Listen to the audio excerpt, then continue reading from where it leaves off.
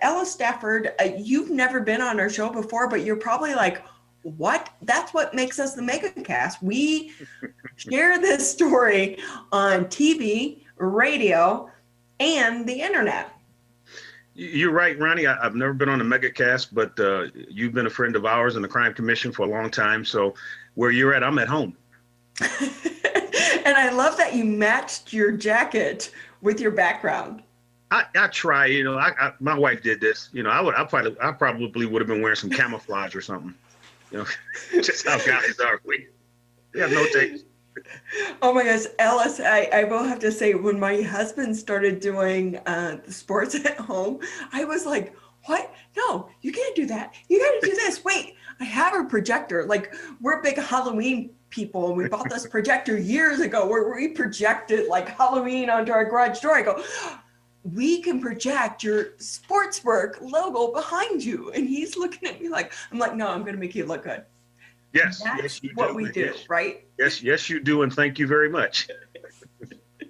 With that, Ellis, though, you know what? You're an amazing part of our community, but I think a lot of people don't understand or realize what the Detroit Crime Commission actually does. For those that haven't heard of it, fill us in. Oh, it's my pleasure. We've been around for 10 years. It's been a decade. I don't know if you remember when we first met, I had hair. No, I didn't. That's a lie. That's a lie. But the Crime Commission was formed, like I said, 10 years ago by some folks who wanted to improve safety in our community, in our region. So they came together and they asked back then a special agent in charge at FBI, Andy Arena, could this be done? How could it be done? What's the best way to do it? He gave them some advice. Basically, long and short of it, the Crime Commission, our name is a misnomer. We have intel analysts working out of the Pontiac office with the Oakland County Sheriff's Department. We have an analyst over in Battle Creek. We're working with Lansing Police Department, Flint Police Department. Our office is actually in Southfield, so the name Detroit is a misnomer. But what we do, as far as crime and safety, is not. We try to bring things forward that the public safety as a whole, when I say as a whole, I'm talking the community also. It's not just the cops and the police and EMS, it's all of us working together. And so we try to fill some of those holes that exist in that whole public safety tapestry. And I'll give you a real easy one. Anybody that ever watched TV, I always see the detective say to a witness, let's get them to the safe house. That's BS. A safe house doesn't exist for local and state law enforcement. There is no safe houses. If you witness to a murder in and around the city of Detroit, the only thing we can do is hope you don't get shot and killed before you get on the stand and get cross-examined. Well, that's a hole that needed to be filled. The Crime Commission went out and found funds to fill that hole. So now we have what we call a safeguard program that is available to prosecutors to offer that witness temporary relocation until they can testify and be cross-examined. So that's just one of the holes. We do intelligence analysis, but for this particular MegaCast, our focus is on human trafficking. We do something unique. We combat human trafficking in a different way. If you recall, on the movies, you'll get like 6 or 8 detectives hiding in the closet. One of the detectives poses as a John, and then all 6 or 8 of them run out. You're under arrest. That type of investigation is cost prohibitive. It's time consuming. What we do is, because we have formally trained intelligence analysts, we leverage technology to go from home base to second base with that criminal investigation. We all know that human traffickers, although pandemic is upon us, human trafficking hasn't stopped. It's still continuing, both in labor and sex. And because we are a kind of salacious society, our mind tends to go to the sexual part of it. But there's labor part too, but in either part, both parts, it is still slavery, a modern form of slavery. I'm so glad that we are having you on the show, because when you're talking about that as well, there's so many facets about this. And again, thank you to you and your team for what you're doing. And people don't understand that sometimes there are a lot of politics involved in law enforcement, but not only that, despite the amount of money and effort and resources, there are gaps in the process as well. And so to have a crime commission and people on your team, you're vital to really the success of trying to combat some of these issues that are going on. And why is it that civilians, such as people, but you have a law enforcement background, but Yes. also why are people in a civilian capacity able to be able to bring a huge, um, you're able to bring something to the table that maybe sworn law enforcement currently aren't able to do. Why is that? Well, you have, like you said, several factors. This part of it is political. I always say that everybody in this country that carries a badge and a gun works for somebody who don't. And that person who don't makes the rules. They decide what the priorities are of that public safety agency. That's one reason. You have inflexible government. You have lack of expertise. You have lack of funding. So some of these, all of these come together to make it so that public safety can't do all the things the public think they could do and that they wish they could do. So where we come along, I was with MSP for 25 years, state police. Andy was with the FBI, retired as special agent in charge. For those who don't know, the counterpart to the FBI in the state of Michigan is the state police, the criminal investigation division. It could be named something different, but Andy was my counterpart on the federal side. So we knew a lot of things, a lot of holes that needed to be filled. And instead of waiting for government to do it, the folks that founded the Crime Commission, me and Andy, we said, hey, let's get together and try to help out, try to kick in and help out. We still had some gas in the tank. We still had something to offer. And so we decided to offer things in a way that nobody else could, and where that public and private partnership really could add value. That's what we did. That's what we're doing. It's intelligence. It's safe house funding. It is analytical analysis. Let me give you a quick example, if I may. There was a time where Governor Schneider was looking at closing schools in the city of Detroit. What the Crime Commission did, and all our analysts have their master's degrees in intelligence analysis. They did an analysis of all the gangs in Detroit. And if you closed a certain school, where would those folks affiliated with that gang go? And if they went to a certain school, would that cause an increase in violence in the school because you're putting two rival gangs in close proximity? And we presented that to Governor Schneider's office. For whatever reason, I like to say we had something to do with it. They never decided to close schools. But again, it's a facet of analytics that wasn't being considered in the decision-making process. The Crime Commission was able to do that. Again, we don't work for anybody to carry a badge and a gun, or who don't. You know what? That makes you so valuable in this conversation, but also very well respected due to your backgrounds in law enforcement as well. But it really is about trying to bring the community together with the law enforcement agencies as well. And I think that you guys are able to bridge that gap. And I will say, I'm kind of like you. When I joined ATF, I was hearing these terms like she's pro media, not pro law enforcement. And I was like, who does pro law enforcement even mean? Like, I'm pro people being safe. I've worked on the streets of Detroit, and when someone can not walk to the grocery store, that is a shame. When people are hiding in their homes, that is a shame. And there are no politics involved in that. And I was astounded. And I will say a bit, do I want to say disgusted? But yeah, I'm going to say disgusted, the level of politics involved in law enforcement. And what I love about your agency is you're able to say, we're not political. We came from this, but we're going to take our intelligence and our training to be able to solve some of these problems in our community. So one Absolutely. of the, I've done a series of stories about human trafficking. And when it's easy to tell the story, like occasionally as a reporter, you get the story, right?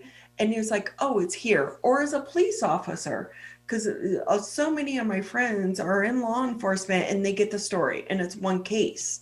Mm-hmm. But it really takes agencies such as yours to take that step back and look at it in a bigger picture to try to understand what's really happening. And that's really only when we could try to tackle these issues and these problems. Absolutely. Absolutely. Working together is how we bring change, how we free. We have to work together. I'm looking, my microphone might have changed. Can you still hear me, Ronnie? We can still hear you. And don't worry, that's okay. Because that's some of the issues. Like technically, we do Zoom every day, and issues go and dogs bark and, things happen. Well, I'm glad you can still hear me. But what I was saying is, we do need to work together to fill some of those holes. Our human trafficking, the way we add value to the effort. I'm gonna get a little wonky here. There's a reason why the FBI just can't go in your email and look at your email for no reason. You know that, Ronnie, because you were with ATF. Same thing with them. They can't do it. They need probable cause or reasonable suspicion, some kind of criminal predicate, because they're a federal government agent. They're a government entity. So we all have privacy. The Crime Commission we're nonprofit. We're 501c3. We're not bound by this thing called 28 CFR Part 23, which prohibits law enforcement from looking at your stuff without a criminal predicate. Everything we do is anybody can do. We just got some really smart people to do it. And what we understand and realize is that human trafficking, like any other product, is a commodity that needs to be sold. I need to let the buyer know that I have what they're looking for, whether it's subtle or gross. They need to know that they can come to me for it. So what the Crime Commission does through our analysts is that we capture and we look at those communication nodes to see who's selling and try to identify the sellers. Then we give that information to law enforcement. And we use technology developed by MIT, couple of smart kids. And I say kids because I'm like 56 now. Some smart young folks. We use their technology, our master's degree intelligence analysts, to find human traffickers because they're still there. They're still operating here in and around Michigan. There's no doubt about it. We see it all the time. And we give that information to our law enforcement partners for them to act on. We've had some success. In fact, recently, if you recall, Troy PD did a raid of a massage parlor. What they did not know and what we knew and shared with them that there was a second parlor. It wasn't just the one. Again, leveraging technology to help our public safety partners make us all a little safer. And our fundraiser coming up at the end of the month, that's what that fundraising does. Helps us pay for that technology, so it helps us all. I love that you mentioned that because number one, we have to understand exactly what you said. Detroit Crime Commission is not about Detroit; it's about all of us. And also on top of that, we need to understand. And I think the one thing that has come out with COVID is that we're trying to grasp there are no boundaries. And so we need to cross those boundaries. And we cross those boundaries by coming together. So when we're talking about that in human trafficking, the stories are heartbreaking, but we also know that they don't just happen in the city of Detroit. What happens a lot of time is they're able to attract some of these kids from the suburbs as well. But with that, tell us about your fundraiser, because at the end of the day, you're also a nonprofit trying to operate. Absolutely. Our fundraiser, this is the second one. We did it last year and it was hugely successful. This year it's called Sound the Siren. It's this coming Saturday, January 30th at 4 p.m. Again, I thought because of the pandemic, we couldn't do it, but we have a committee of dedicated folks in and around Detroit, Oakland County. These folks are so committed. They motivated me. And so we can put this together on a virtual platform. And we've done that. We've been selling tickets. I was amazed how much we raised. But again, it goes to support our analysts because at the end of the day, we have to pay them. And there's some very, very smart people. And we have to pay for the software to go out and harvest the data. So all the funds that we raise goes directly toward our human trafficking endeavor. Again, by using that technology, you actually shortcut the investigative time frame. So you don't start with the 6 detectives hiding in the closet. You start with, here's the organization, here's where they operate, and here are some of the people that's part of the organization. That saves taxpayer dollars. So to support us, actually, you're supporting yourself. And we appreciate it and want to say thank you to our sponsors, to our committee, to our producer, Sari Chikro. It's going to be a good event. And we hope you all want to buy tickets. You can go to our website, DetroitCrimeCommission.org. And purchase tickets, get an advance showing. We all auction items. Like I said, all of that is going to help us free somebody. Too many Americans died to free people that look like me. Now let's free other people that look like us. I so support what you guys are doing as well. And with that, Ellis, before we let you go, because I could continue this conversation forever, because you're an amazing person. Your team really is Oh, doing bless a your heart. great job. But at the end of the day, though, this is about saving taxpayer dollars, which kind of also goes into I don't understand why government agencies don't support or don't fund these organizations, but I also know the strings attached. So I get where you guys are coming from. And as someone who came from ATF, I would be so frustrated. I'm like, how many times I paid out of pocket for Hmm. things for like community relations to me is one of the biggest issues facing some of our law enforcement agencies. And it's great to see how some of these law enforcement agencies are grasping trying to be a person behind the badge Oh, because absolutely. we need that. We can't diversify law enforcement until we diversify the ranks. Exactly. And one of the things, just aside from human trafficking, because I see you got the mayor right there waiting to come on, the Crime Commission has another function that we perform, and that is if there's a city official, council member, mayor, and they want the real scoop about this industry that me and Andy been in together for about 50 years, we're not beholden to anybody. We will give you an honest assessment of what police reform looks like, what the criminal justice reform should look like. Because again, we're not beholden to anybody. We'll give you the honest truth, unvarnished. And that resource is available to anybody across Southeast Michigan. They just give us a call. So, as someone who spent more than 20 years with Michigan State Police, and as an individual who I only lasted, by the way, Ellis, 3 years with ATF, and that to me was a record because I will say it's hard for former journalists to be hired into a federal government agency because, by the way, we like to ask questions. So, when Mm-hmm. you say this is the way we do things, reporters go, why? I don't Yeah. understand. Can you provide me the documentation behind why you do that? So the fact that you survived more than 20 years with the Michigan State Police, but also it's great to have a conversation and to have an organization like that that is saying we are not going to operate behind the veil of law enforcement. We are going to operate in the spirit of helping the public, which is why you guys got into the industry anyway. And so with that, um, can I give you like a last platform though? Because we do need people and good people to go into law enforcement. Oh, absolutely. And people who have a commitment to service. I had a young lady ask me the other day. She was talking about the marijuana laws and that the police don't like that. And I said to her, it's not up to the police who if they like it or not. The law enforcement in this country is here to protect democracy. It's not a participatory sport. Our lawmakers, through their elected positions, make the laws. It is up to us and people in this industry to enforce them, not to second guess them, not to pick and choose the laws we want to enforce. No, it's a period. It's not a democracy. And if you can find young people that want to serve, that have that spirit of service, I encourage them to get in law enforcement, federal, local, state. But there are some things that we have to do as a citizenry. We have to make sure they're paid well. We have to make sure that they're compensated, that they have medical benefits. Even when they leave the job, the average life expectancy of a law enforcement officer when they leave the job is like 5 years. That's terrible. We can do better. We need to put a value on things that are important to us and act like they're important by supporting our public safety agencies through their pay, through the benefits, and that level of transparency from us to them and vice versa, so we can see what they're doing and how they're serving us.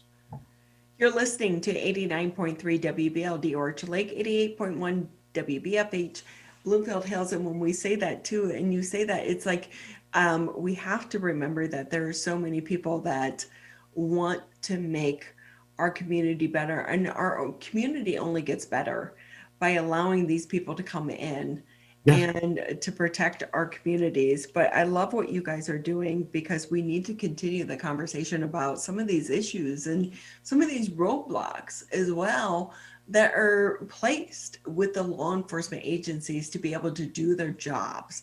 And I will say, I only lasted 3 months with ATF, and people keep saying, "Why did you?" My husband every day is like, "Why did you leave?" Right? I did very little money, very little work compared to news. By the way, I want to put that in perspective of a news agency, with the federal agency and the salary as well. But at the end of the day, you want to serve people, right? I missed being able to make people their lives better and giving them a voice, and that's what you guys are doing too at the end of your career. So we want to say thank you to the My pleasure.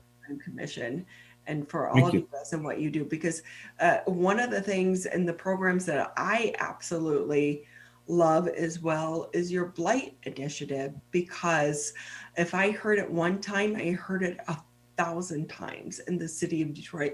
There are more important issues than blight, and people don't understand blight brings down the decay of a neighborhood, which ends in the violence. And so we can take care of the blight, we can take care of some of those problems as well. That's a whole nother mega cast. We've had some tremendous gains in blight, and thanks to DTE and their support, we've been able to go out and teach people in the community how to deal with blight themselves, how to bring their own lawsuit against the owner of open, vacant, and dangerous properties. In fact, we even actually helped them find the owner because of our smart people that work for us. Oh yeah, if people would follow me behind the scenes back when I was at Channel 7, and that's all I did was really go after blight violators. It was like, no, you don't understand. I don't have time for your story, but here's how I'm going to tell you how to track down the owner. Here's what Yeah, I'm going to tell you to do. And then how many times I sent emails or called those people to say, you better make this right or I'm coming after you, right? It's like, we actually sued people. it's We the facilitated the information. lawsuit. And you know what makes me so mad is so many times those people live in the suburbs. Yeah, They yeah. live outside the city of Detroit, and nothing ticks me. Don't get me started, Ellis, but I will tell you, if you want me to be a volunteer on your blight task force, and I I will will say, remember that. I know TTOL. I know the poor, she's now like moved up. Like when I met her, she was a lieutenant. I made her life a living hell because I'd be like, what are you doing about this? What are you doing about that? She was So like, many issues, so many. right.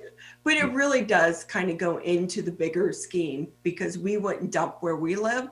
Why do Exactly. you do it for other people? But it's just the snowball effect of how that can lead into the violent crime that we see in the city of Absolutely. Detroit. Absolutely. So that's another conversation, and we'll Yeah. continue that. But human trafficking, but also tell us again, how can people get tickets?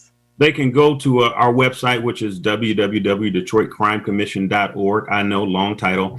And click on there's an upcoming events tab. You can purchase tickets there. Again, it's this Saturday, 4 o'clock. We're going to have not only a victim, sorry to say, but we also have a former pimp, human. There a lot of similarities. He's going to talk about what not to do to save what kids shouldn't do, parents, what you should do to make sure your kids don't get turned out. And we're going to talk a little bit about what the Crime Commission does and how we add value to this whole anti-human trafficking effort, public-private partnership to make sure we save one or two people at a time. But that's the beautiful thing, is being able to bring people together from different voices so people understand all Absolutely. assets of this issue as well. Again, thank you so much for being with My us. pleasure. It's great to have you with us. My pleasure. Thank you, Ronnie. Tell your wife, though, great job on the background. Hopefully, I'm gonna wear this in a postseason one year. Oh my God. I mean, is this There, I see year? you laughing. No, you know what? Just like 2020 with the vaccine, it's a new year and new hope for the Detroit Lions. Hope springs eternal. Ellis, great to have you with us.